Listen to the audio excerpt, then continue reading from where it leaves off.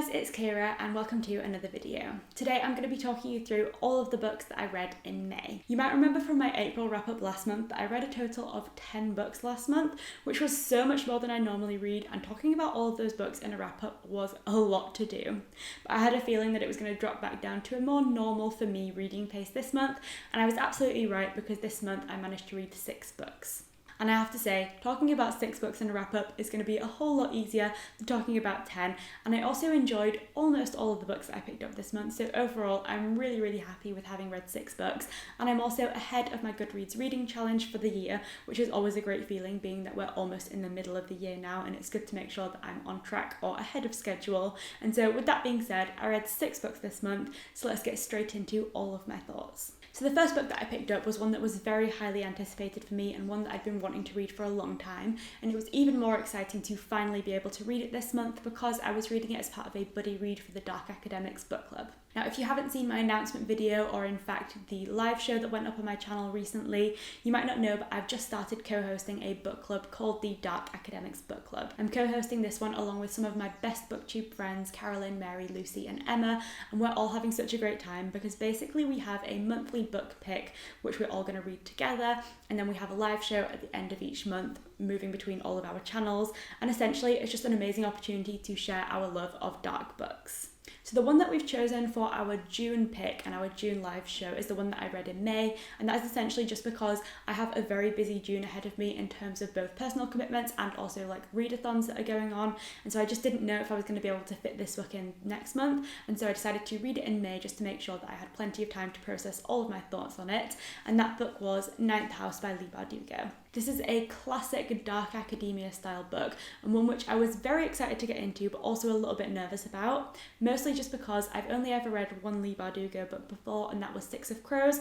which I really did not love.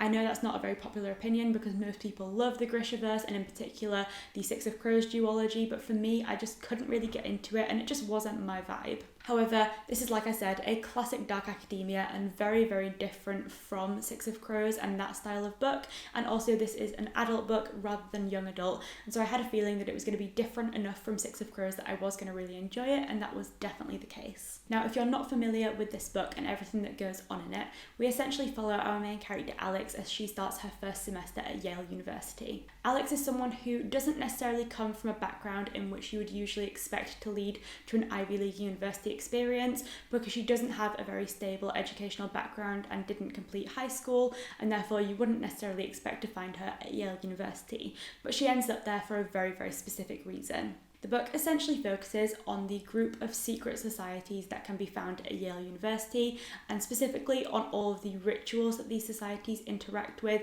in order to essentially gain power and make certain things happen, such as like fixing elections and all of those kinds of things. And because of all of these societies and the power that they manage to harness through all of their rituals, there is also an overriding society called Leith, whose job is essentially to monitor all of the other societies and make sure that they stay in their lane and don't do anything too dangerous or make any horrible mistakes. And so Leith is a really important presence at Yale University, and Alex is brought there to be part of Leith. And that's because a lot of the societies use the power of greys, or essentially ghosts and dead people, in order to sort of fulfill their rituals. And in order to see greys, most people have to take drug concoctions in order to actually be able to access that sort of other dimension, whereas Alex is one of a few people who's able to see greys all of the time and is essentially kind of like a bit of a Sixth Sense style vibe going on. And as well as all of that interesting stuff, we also have a missing person and a murder mystery woven into this story.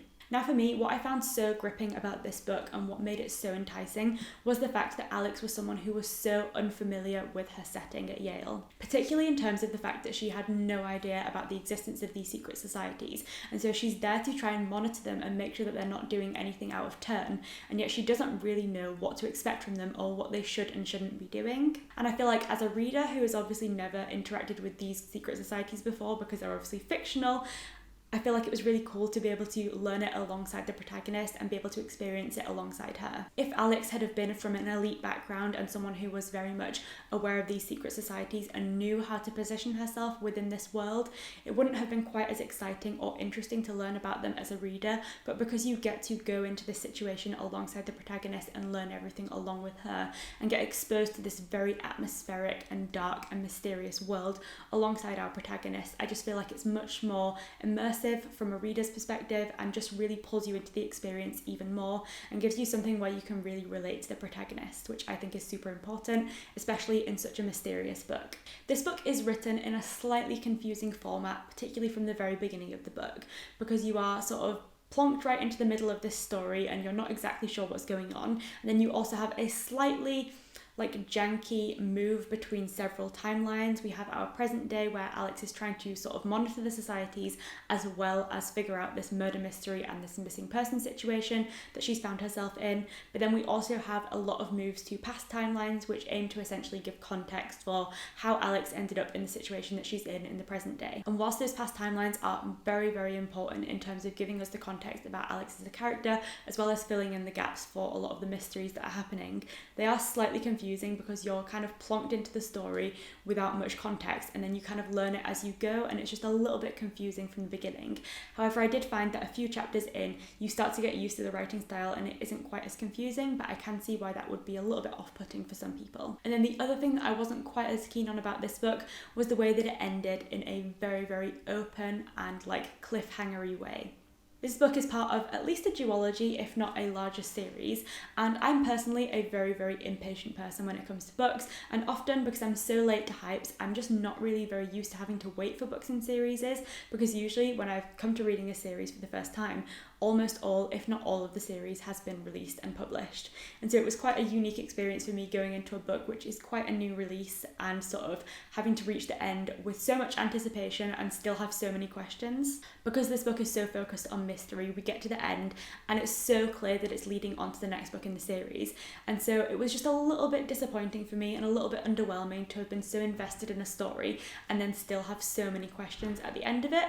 But obviously that mainly comes down to my own impatience and isn't really reflective of the book as a whole, because it's part of a series and it's completely okay to have open endings so that you want to read on to the next one. But I'm just so impatient that I just found myself being a little bit disappointed that it was so open-ended and so clearly leading on to the next one. So obviously that is kind of a personal thing and it's definitely not put me off the book. I still clearly gave it 5 stars and I'm very excited for the next one. I'm just so impatient and want my questions answered, and I do just wish that there was a little bit more conclusion here. Overall though, I feel like this book did a lot of things and it did them very, very well. It created an atmosphere of such darkness and mystery right throughout the book that really pulled you in, and for me was so intoxifying because I just feel like it was so atmospheric, and I feel like for me the atmosphere that this book created was a thing that really brought it up to a 5-star read. The plot was really interesting, but the way that it created such a sense of darkness and mystery right from start to finish was just what made it such an incredible book for me. And another thing that I really, really enjoyed about this book and thought was very impactful was that as well as exploring all of these dark, mysterious, alluring, and just super exciting secret societies,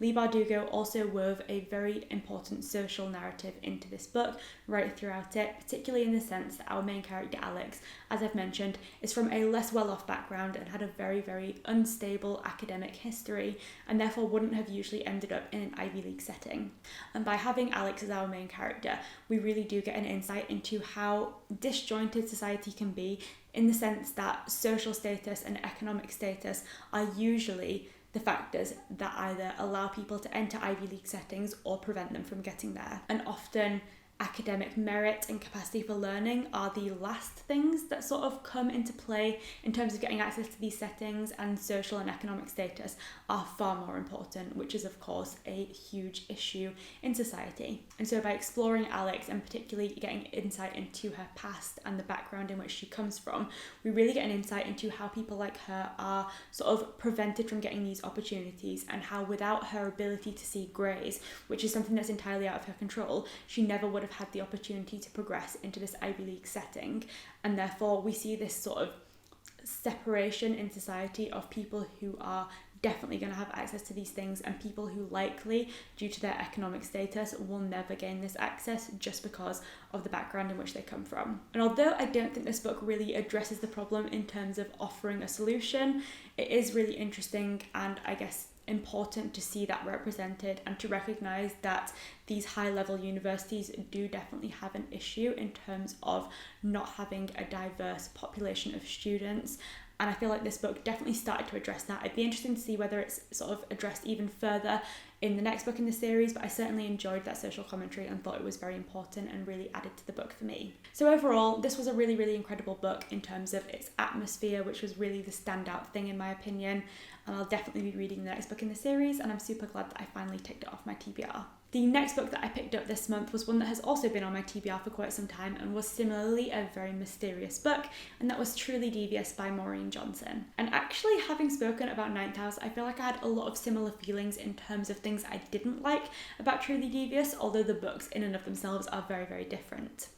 I don't actually have my copy of Truly Devious with me because I've actually lent it out to my sister, but essentially, if you're not familiar with this book, it is a murder mystery or a YA murder mystery. And in this book, we have a dual timeline. We have our present day timeline where our protagonist Stevie has just gotten a place at a very prestigious school called Ellingham Academy.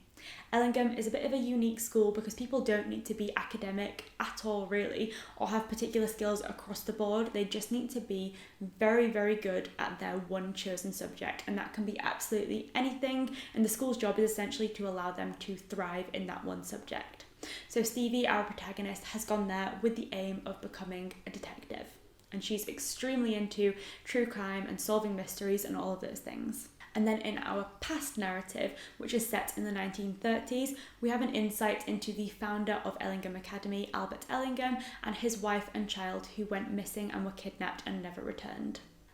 And the kidnapper of his wife and child left ransom notes signed Truly Devious, hence the title of the book, and Stevie has essentially come to Ellingham to try and figure out what happened, and she wants to be the one to solve the Ellingham case. However, once she gets there, certain things start happening, and we have a little bit of a copycat criminal thing going on in the present day narrative as well. Now, I personally usually like dual timeline things and things which give you an insight into two different perspectives, but I did find that in this book, the 1930s narrative was not anywhere near as interesting to me as the present day one, and I think that's just because the characters felt a little bit removed from me as a reader, and I didn't really feel like I had much insight into them or really got to know them as characters, and so they were more just like a case study and something that was just kind of there for a little bit of extra context, but I didn't really feel like I was having two equally fleshed out narratives, which is kind of what I'd hoped for. Stevie as a character was definitely an interesting one, and I enjoyed reading about her and seeing how she went about sort of using her detective skills to try and figure out what happened in this case.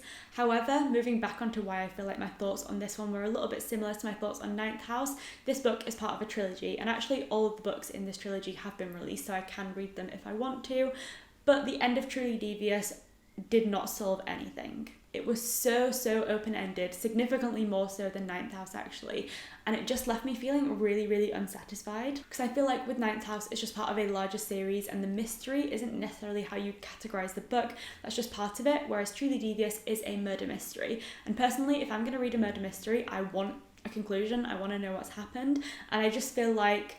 it was so unsatisfying that it's kind of put me off of wanting to read what happens in the next book, just because I feel like it could have kind of solved a little bit more, or maybe solved the first crime and opened up into the next one and maybe left a little bit of mystery for the next book, but in actual fact it just left you with more questions than you started with, and you were no closer to really knowing exactly what had happened. And so I feel like it was just a disappointing read in that sense. I ended up giving it 3 stars because whilst I found some parts of the book interesting, other parts were a little bit dull to me, and then the ending was just so disappointing that I just ended up feeling like I was a little bit put off of reading the rest of the series. The next book that I picked up in May was Bunny by Mona Arwad, which I ended up giving 3 stars. I actually read this one as part of a bunny read along with some other booktubers, and it was being hosted by Rain from Brews and Binds, and I'll link her channel down below, as well as the live show that we did for this towards the end of May, so you can go and see all of our thoughts. But essentially, this is a book which I very much struggle to explain my thoughts on because I left this book feeling so confused. From the blurb of this book, it's set up as a little bit of a dark academia style book. We're at a very prestigious New England college called Warren, where our main character Samantha is there for an MFA, like a creative writing master's, and essentially she is a little bit of a loner on her course. All of the other girls on her course, there are 4 of them I believe, are part of a group which she refers to as bunnies, and they're a very, very close group. They all call each other bunny, and Samantha is the only one that doesn't really fit into this group, and she despises them at the beginning of the book. So we start this book at the beginning of Samantha's second year of her master's program, so she's gone through the entirety of this first year despising these girls and wanting nothing to do with them. And then in the beginning of the second year, they invite her out with them and try to make an effort to include her in the group. And despite hating them completely, she decides to take them up on this offer and goes out with them. And from there, she's kind of whipped into this world of bunnies and everything gets a little bit confusing. I found this book to be a bit of a difficult one to get into, to be perfectly honest. It's split into 3 parts in total, and the first part is the one that I found the most intriguing. We're being introduced to Samantha here as a little bit more of a backseat narrator. She's not really involved in the society of the bunnies just yet, and it's a little bit more interesting because you're kind of being introduced to this world and you get a little bit more intrigue and interest about what is exactly going to happen. By the second one, I started to get a bit lost because by this point Samantha is far more involved with the bunnies, and people are referred to all in this chapter by the term bunny. And so it's so confusing to figure out who is talking about whose perspective we're getting. And just think about this, you've got so many characters and they're all being called bunny. How are you meant to have any idea what's going on? And I feel like although the purpose of that is to sort of explore the confusion and how wild this society is, it just got to the point where I had no idea what was going on and I had no desire to continue on with the book, because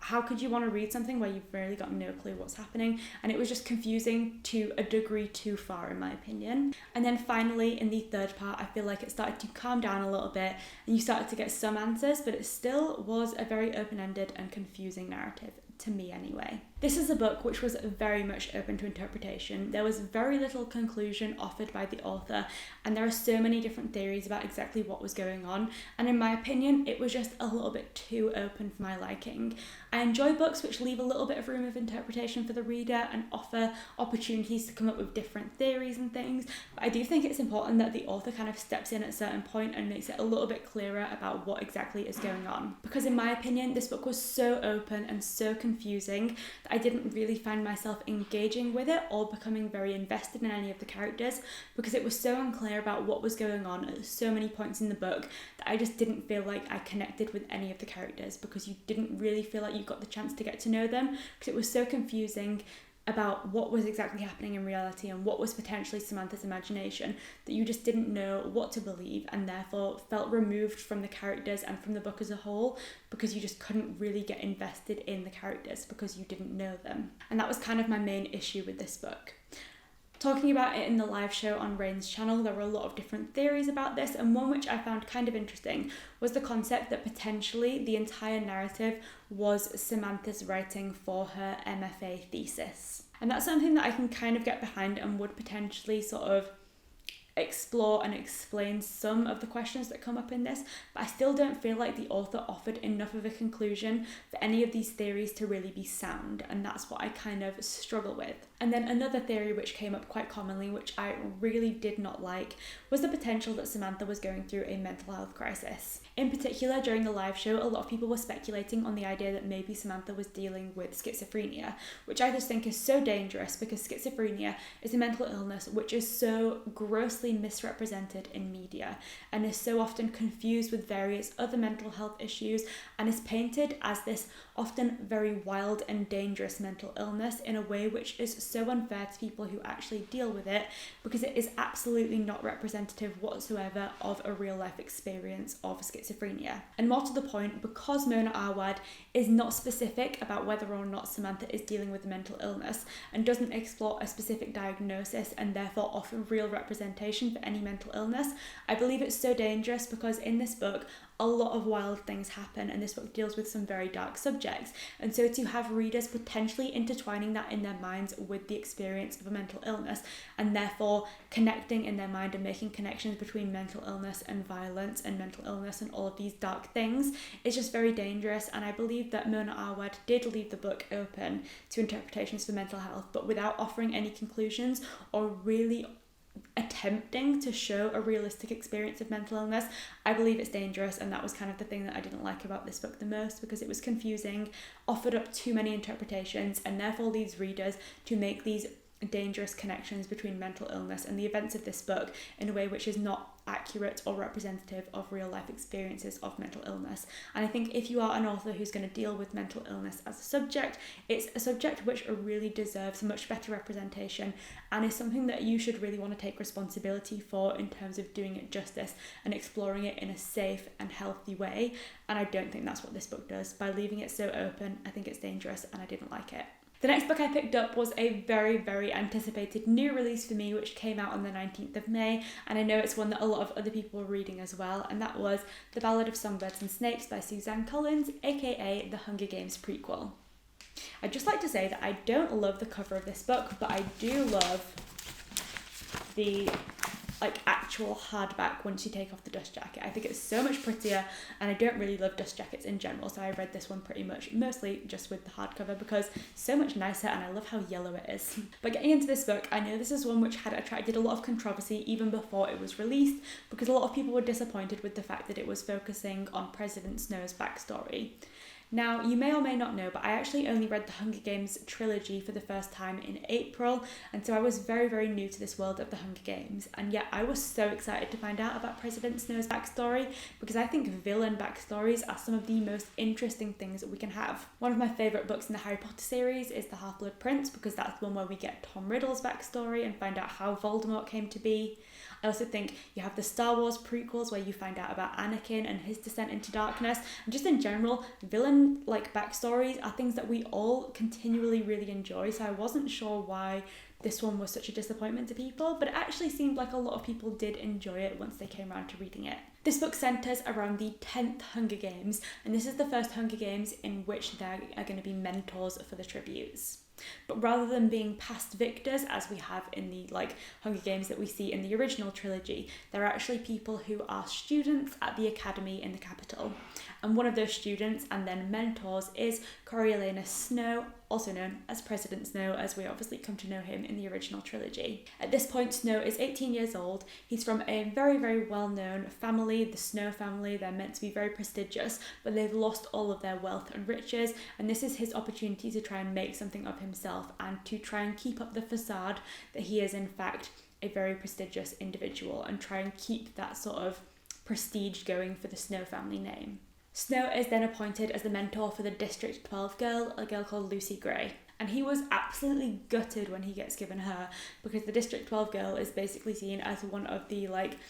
lowest competitors in the Hunger Games and isn't seen as someone who's going to have much chance. And yet as she comes to the capital and starts to get to know Snow, they build a much stronger bond than he ever anticipates, and it's one which causes him to kind of challenge a lot of his views. In his relationship with Lucy, we see Snow sort of engaging in a lot of behaviours that could be seen as rebellious and as a resistance to the capital and everything they stand for. And we start to see a side of him which is so different from what we see in the original trilogy, where he is obviously everything that the capital stands for, and we see him really questioning the way that people are treated and sort of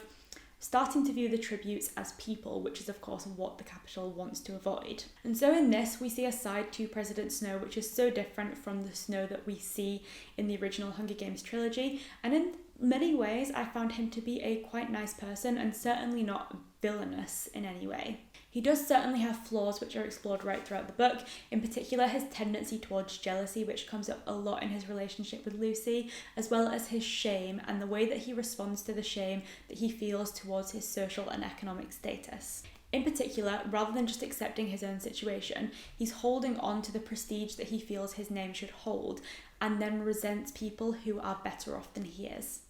In particular, there's another character called Sejanus, who is a member of the capital school as well, but he originally came from District 2 and managed to work his way up into the capital with his family because his dad was very rich and kind of made a deal with the capital at some point during the war that occurred before the Hunger Games started. And because Sejanus is someone who originally came from the districts rather than being born and bred in the capital, he's someone who Snow harbours a lot of resentment towards because he sees him as an individual who's basically coming in and taking what is rightfully Snow's, which is obviously a very skewed view of society and isn't correct, but we see him dealing with that resentment a lot as well. But aside from those predominant character flaws which we do see fleshed out throughout the book, he is someone who is overall a nice person for the most part. He doesn't seem like he's outwardly trying to be malicious or to harm people, and although he wants to do well for himself, he also engages in a lot of activities and actions in which he tries to put other people first, and in particular he often tries to put Lucy first and really does start to care about protecting her,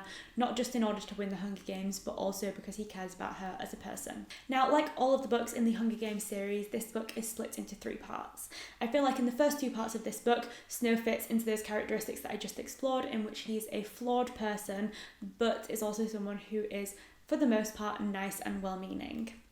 And then once we move into part 3, I feel like he goes under a rapid transition, which takes him from the character I've explained in parts 1 and 2 into the Snow that we know from the original trilogy. And I don't really feel like much of a bridge was made in between those 2 characteristics. He suddenly goes from someone who questions a lot of values that the capital has and really values what he sees as caring for people, I guess, into someone who completely seems to uphold all of the capital's values and is willing to throw other people under the bus just to make sure that the capital values are upheld. And I don't really feel like it explored where he made that transition or why. Given that he'd moved down a much more rebellious path throughout the book, all of a sudden he just seemed to switch into a super capital citizen, and I just didn't really feel like that made much sense, and that's kind of why I gave this book 4 stars instead of 5. Just because I found his backstory really interesting, but I don't feel like the transition of him from an individual who's just an 18-year-old trying to figure out what he wants to do with his life into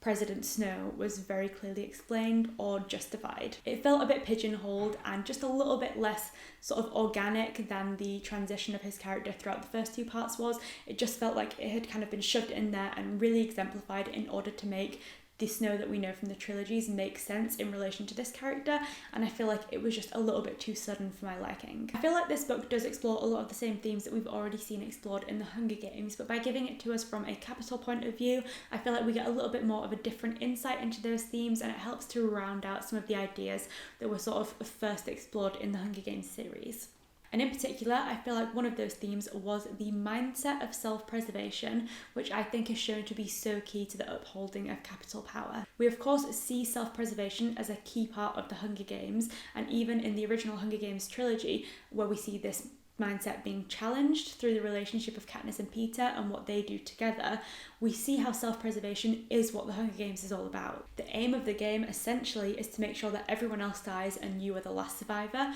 and so in a situation like that, self-preservation is at the forefront of everyone's minds. Your own survival, your own success is all anyone has room to care about. Until of course we see Katniss and Peter, and in seeing President Snow's reaction to how Katniss and Peter reacted and how they challenged this self-preservation mindset, we then can start to get an insight into how self-preservation is so important to Snow. And in this book, I feel like we get the context that explores how that comes about. Like I've already touched on, he's someone who has a lot of shame about his economic status and how his family name has kind of fallen from grace. And so we see his desire to make sure that he's never in that situation again and to carve a path to success for himself. And so because of this, he is always so attached to this form of self-preservation, even to the point where he doesn't necessarily recognize it. I just felt like it was really interesting to explore how we see President Snow falling down this rabbit hole of being so focused on his own success that he's unwilling to see other people and how his actions may impact them, or rather not unwillingness to see but unwillingness to care how his actions affect other people. And that's kind of the transition we see between part 2 and 3, but I do still feel like it was a little bit rushed. So overall, really enjoyed this book. 4 stars, loved seeing that villain backstory, however I do feel like his descent into darkness was a little rushed. The next book that I picked up was a little bit of a change of pace. I feel like I've read a lot of darker books towards the beginning of May, but I then picked up The 2 Lives of Lydia Byrd by Josie Silver.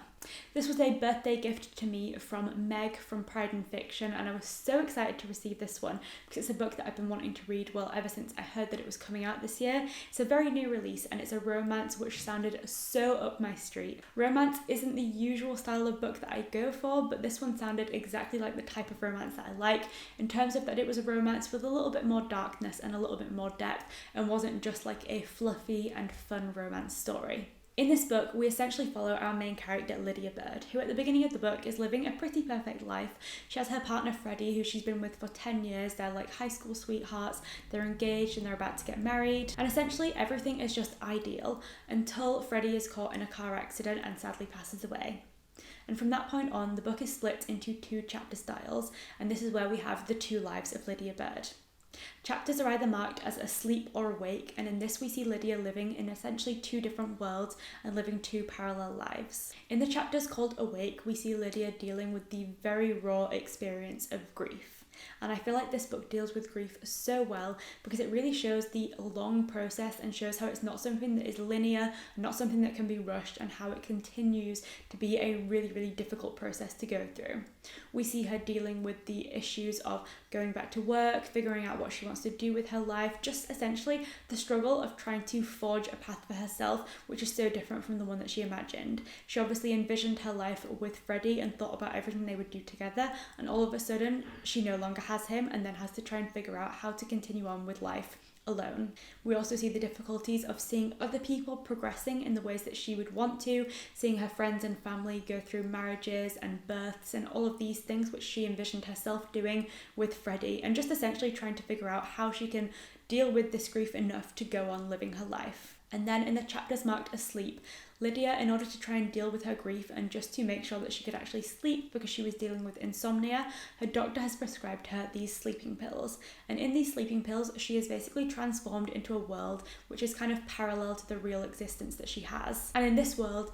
everything is the same except for that Freddie is alive. So she's moving down the exact same timeline, only exactly as it was imagined in her head, and Freddie is still alive, they're still together, they're still able to get married, go on honeymoons, holidays, and all of these things together. And because of how alluring that life is, because it's the life that she wanted and the life that she wishes was real, Lydia finds herself withdrawing from the real world a little bit and spending more and more time in her asleep world, because that is all she wants, is just to have Freddie still there and still alive. And of course this isn't something that's sustainable or something that she can do for a long time, and so we see her really struggling with how much time she wants to spend there and figuring out whether or not she should withdraw from the asleep world in order to continue on with her real life and actually kind of carry on with her process of grief and actually make sure that she's living her real life. Like I said, I found this book to be one that was really impactful in the way that it dealt with grief and showed all of the difficulties of dealing with grief. And I obviously have never dealt with the grief of losing a partner like this, and I can only imagine how horrific it would be.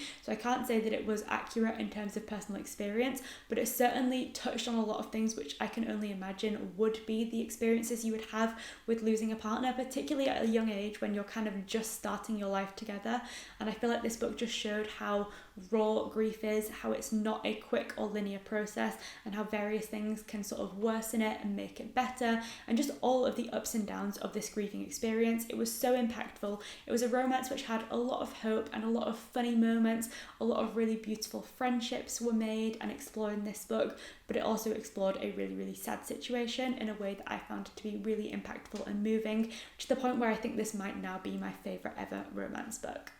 And then the final book that I picked up in May was another 5-star read, and one that I was so excited to get to. It was another one that was gifted to me for my birthday, and that was Call Me By Your Name by Andre Asserman, which came to me from the lovely Carolyn from Carolyn Marie Reads.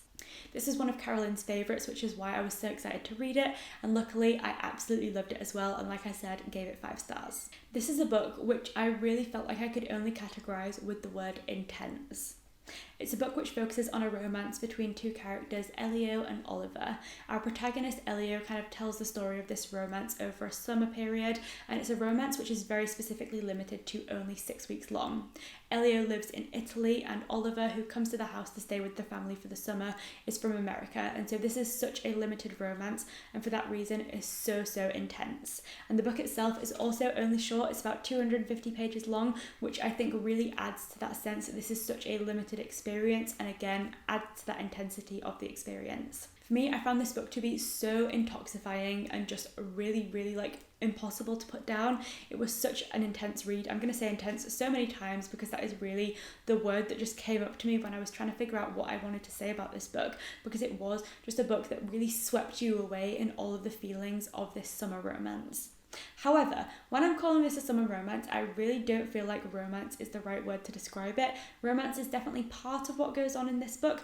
but I also don't feel like that's a strong enough word to explore what happens in this book, because the relationship between Elio and Oliver is so intense. For the first half of the book, really, we don't actually have any romance. We only have Elio's perspective, and we just have him figuring out his feelings and sort of deciding what he wants to do on the situation, being torn between just sort of imagining what could happen if he was brave enough to do it and fearing the consequences if he does try and take action. And so that in and of itself was a very intense experience, because he's really torn about what he wants to do and really swept up by these feelings towards Oliver. And then in the second half of the book, when the romance actually starts to take place, we see such an intensity of this relationship, both in terms of how fast it takes place and the limited duration of it, and also in how these characters connect with one another. The book really seems to be a lot about peeling back layers and having a relationship which is so intimate and so based on this like pure connection between the two characters that romance just seems too like superficial of a word to describe it. The characters are really focused on getting to know each other on the most raw and deep level that romance just doesn't seem to touch what I feel like this book delves into, and it really is just so intense. I feel like Andre Asselman does an incredible job of exploring how intense these summer romances can be, and how when you know something is limited to a specific duration, your desire to become involved in it and to give it your all becomes so much more powerful, and how knowing that this was so limited to this 6-week summer holiday made this experience even more intense. But then he also explored these characters getting to know each other so intimately and developing a friendship as well as a romance that I feel like it was just so raw, and we see these characters sort of exposing themselves entirely to one another and becoming so vulnerable that they form this incredible connection. And finally, what I loved about this book was that it explored obviously a youthful summer romance, but it also in the very end of the book kind of cast itself into the future and showed how these intense experiences that people can have in early romances can really be sort of lifelong experiences in the way that they change you as a person and change how you view other people and change how you recognize what you maybe want or don't want from future relationships. And so it showed how this experience was so intense and was kind of just a youthful romance, but also how these experiences that we have as young people can have the power to be impactful for the rest of our lives, and how they can't just be brushed away as just a young summer romance, and how they really do have the power to have an impact for a really long time. Like I said, this is a book which I can only describe as being intense. It's one that I really struggled to put down. I read it on a really hot week, so it really felt like I was right there in the Italian Riviera experiencing this like incredible summer romance, and I feel like reading it in the summer is the ideal time to pick up this book. It's one which I just think was so incredible. I absolutely loved it, and it was just so intense, intoxifying, and impossible to put down. Highly recommend it, and I absolutely loved it. So that brings my thoughts on all of the books I picked up in May to an end. I hope you enjoyed hearing all of my thoughts on these books. I enjoyed reading most of them. There were a couple of iffy reads in there that I wasn't quite as keen on, but for the most part I had, I think, 3 5-star reads in there, with Ninth House, Call Me By Your Name, and The Two Lives of Lydia, Byrd, and of course a really exciting and anticipated new release. So overall, May was a great month, and I can't wait to read even more amazing books in June, because like I said, I've already read 2 of the incredible books I got for my birthday, and I got so many, so I know June is going to be a great reading month as well. If you've read any of the books I picked up this month, definitely let me know your thoughts down below, because I'd love to hear what you thought of them, and if not, let me know what was your favourite read from May. Thanks for watching, and I'll see you next time.